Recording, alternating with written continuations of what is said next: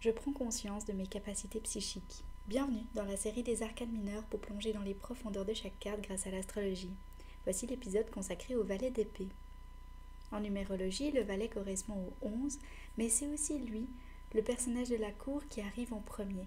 C'est lui qui débarque dans l'élément de l'air pour venir le découvrir. De manière générale, la signification du valet d'épée, ça va être de la facilité à comprendre des choses. Une personne qui aime explorer et aller voir quelque chose de différent, d'avoir un esprit visionnaire. Le valet d'épée vient découvrir son pouvoir de la pensée. Il vient apprendre à gérer ses pensées, ses idées et ses intuitions qui viennent tout d'un coup dans son esprit. Maintenant, il va apprendre à savoir qu'est-ce qu'on en fait de ses pensées. Quand on pense trop, on fait quoi ? Le valet d'épée vient aussi ouvrir sa voix. Ça peut être par le chant, par le partage des discussions. Il vient parler de sujets qui lui tiennent à cœur. Il vient parler des sujets qui peuvent être tabous parfois aussi.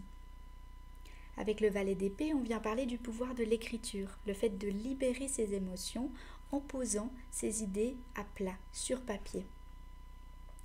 On va se laisser aller dans l'écriture intuitive pour garder la mémoire des écrits, pour pouvoir y revenir ou pas en les brûlant. Le valet d'épée a vraiment de la facilité à apprendre. Il est ouvert à des nouvelles connaissances. Il est visionnaire, il a une idée du futur qui est grande et positive. Il voit des nouvelles possibilités, des nouveaux chemins pour son futur. Il vient développer ses croyances en réalisant qu'il devient ce qu'il pense.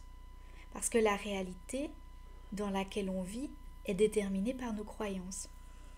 Le valet d'épée vient aussi parler de la libération de soi en se libérant des pensées limitantes. En astrologie, on vient travailler avec le Gémeaux à apprendre à utiliser ces mots avec le cœur. On vient apprendre que les mots ont un poids et un pouvoir et qu'on peut les aligner avec notre cœur pour leur apporter de la douceur et de l'amour dans ce qu'on communique à l'autre et aussi à soi-même. Avec l'énergie de la balance, on vient apprendre à dire la vérité, à exprimer ce qu'on a sur le cœur. Parce que parfois ça peut être difficile pour éviter de froisser l'autre, pour éviter de déranger, éviter de créer une disharmonie avec l'autre. Mais ici, on vient vraiment apprendre à partager sa vérité et partager ce qui est important pour nous.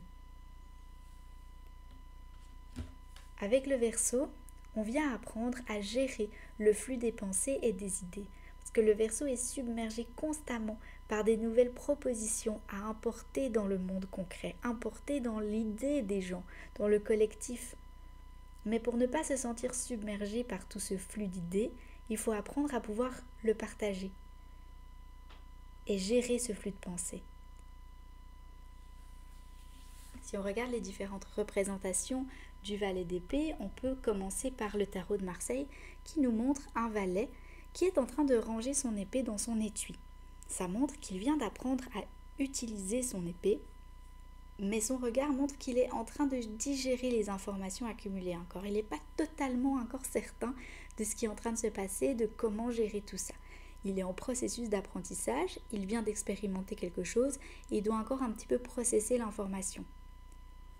On voit que ses pieds sont dirigés à la fois vers le passé et à la fois vers l'avenir. Donc lui, il est à la fois conscient du passé et ouvert vers l'avenir. Il est vraiment dans ce pont, cet entre-deux.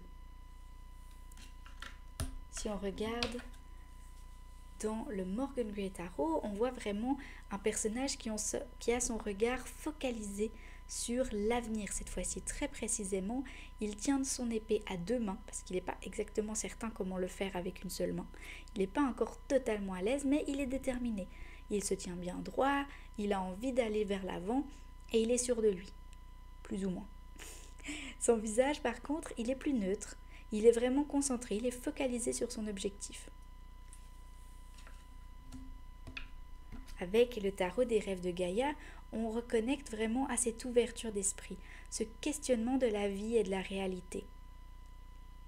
On comprend avec cette énergie que notre seule limitation, c'est notre esprit. On vient aussi faire le pont et le lien entre notre corps et notre esprit, en se demandant comment est-ce que mon esprit affecte mon corps et comment est-ce que mon corps affecte mon esprit. Avec l'énergie du Lilifer Tarot, on voit encore une fois que son regard est tourné vers l'arrière, vers le passé, mais qu'elle est tournée, le personnage, la personne, elle est tournée vers l'avenir. Donc on voit qu'elle est vraiment encore dans cet entre-deux, de processer l'information du passé et de l'avenir. Ses pieds sont vraiment prêts à partir, ils sont même déjà en mouvement. La personne tient vraiment son épée sans trop de certitude. Elle ne sait pas encore vraiment comment procéder à son maniement et à sa certitude de comment l'utiliser, mais elle y va. En avant, petit à petit, elle avance. Et elle va peut-être un peu vite encore pour le processus d'apprentissage, mais elle y va. Au niveau de l'astrologie, on voit que les éléments, ça va être le Gémeaux et Mercure au coin aussi. Avec Mercure en Gémeaux, on vient vraiment apprendre à respirer, à méditer et à prendre une pause pour écouter ses inspirations. Parce qu'avec Mercure en Gémeaux, on a vraiment plein de nouvelles idées, plein de nouvelles réflexions, de penser, de voir la vie différemment. Mais ici, on vient vraiment apprendre à se calmer, à respirer, à gérer ce flux-là qui est vraiment très riche et vraiment génial pour les inspirations, pour la productivité, pour les idées, les partages. Mais on vient apprendre à gérer tout ça par la méditation, la respiration et le fait de prendre des pauses. Avec l'énergie du Vision Quest ici, on vient parler de libération de soi. Parce qu'on vient comprendre l'impact des pensées sur notre corps, notre réalité et notre vie. On voit que l'oiseau est en train de s'envoler pour voir plus loin, découvrir une nouvelle vision plus globale de la réalité. On voit qu'elle a même une sorte d'aura qui est autour d'elle et autour de l'oiseau. Elle comprend vraiment qu'il y a quelque chose qui va au-delà du visible et qu'elle est capable de modifier et de prendre conscience de toute cette dimension invisible de la vie. Ici, avec le Shadowscape Tarot, on voit que la personne se sent vraiment emportée par le flux, l'élan, l'énergie de la vie. Elle se laisse vraiment porter par le mouvement, apporté par les oiseaux, par la vie, par ce qui est en train de se passer dans son environnement. Elle se laisse aller. Avec le tarot divinatoire du Corbeau, on remet l'accent sur l'écriture, sur le fait de s'exprimer et de voir plus clair dans son esprit grâce à la possibilité d'écrire ce qui se passe en soi.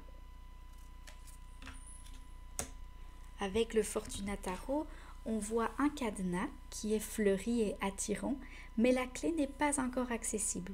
Il y a une grande possibilité de découverte et d'ouverture, mais on ne sait pas encore tellement comment y accéder. Avec le tarot alchimique ici, on fait référence à la musique.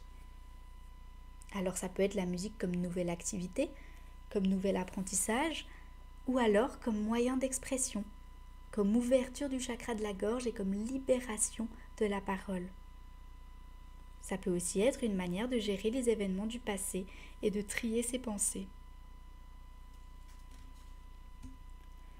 Avec le Rider-Waite-Smith, on voit des oiseaux virevolter sur sa tête. Ça peut être vraiment ces nouvelles idées en fusion qui vivent en lui.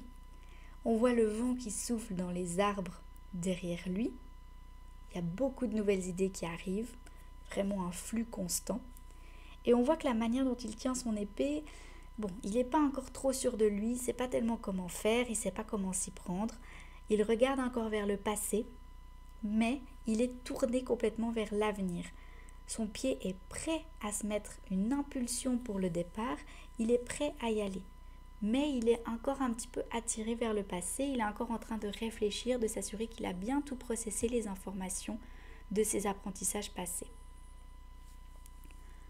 Dans le After Tarot, ici, on voit que 3 personnages arrivent depuis des contrées lointaines, ils arrivent vers lui, ils paraissent très sûrs d'eux. Mais quelles sont leurs intentions? Est-ce qu'ils viennent pour se battre, pour voir si le personnage a compris comment utiliser son épée. Est-ce qu'ils viennent pour l'aider? Est-ce que ce sont ses enseignants qui viennent vérifier qu'il sache quoi faire? Est-ce que ce sont des ennemis qui viennent se battre? Lui, on voit que sa position, elle est complètement tournée vers l'avenir, comparée à avant. Maintenant, il ne regarde plus dans le passé, il regarde son épée, il est concentré. Il est prêt à faire usage de cette épée. Avec le tarot de la nouvelle vision, on voit que l'un de ses pieds est posé sur une sculpture d'une tête qui est au sol. Ça montre que c'est presque finalement une sculpture de ses ancêtres, comme s'il prenait l'élan sur ses ancêtres, sur ses racines, pour mieux repartir, pour mieux aller de l'avant. Et finalement, avec le tarot du bon karma ici, on voit que le personnage a vraiment des élans créatifs, avec toutes ces petites étoiles, son regard tourné vers le ciel. Elle tient son stylo à sa bouche, vraiment en train de réfléchir comment gérer ce flux d'idées. Il y en a par milliers qui papillonnent dans sa tête. Et sur son t-shirt, on voit vraiment des ampoules éclairées. Donc c'est tout plein de signes qui montrent qu'elle a des idées à en revendre. Et ce qui est intéressant, c'est qu'elle est en train de les noter sur un petit carnet pour s'assurer qu'elle ne va pas les oublier ou pour commencer un voyage intellectuel et créatif.